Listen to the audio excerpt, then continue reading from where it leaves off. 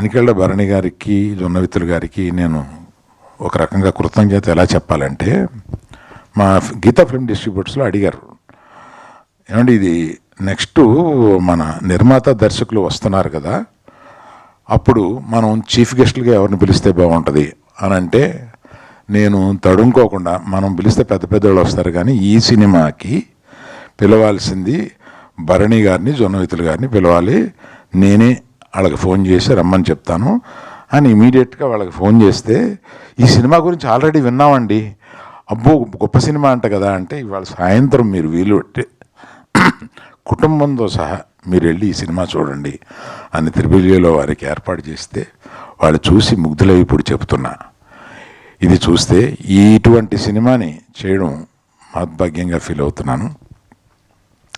ఈ నరసింహస్వామి ఈ సనాతన ధర్మాన్ని నమ్మిన, ఇక్కడ ఉన్నవాళ్ళంతా ఈ సనాతన ధర్మాన్ని నమ్మిన వాళ్ళు.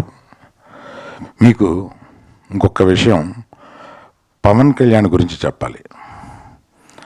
సనాతన ధర్మం నాకు తెలిసిన వాళ్ళల్లో కానీ, అంటే నాకు సన్నిహితులైన వాళ్ళలో కానీ, మా కుటుంబంలో కానీ సనాతన ధర్మం గురించి పవన్ కళ్యాణ్కి తెలిసినంత వేరెవరికీ తెలీదు.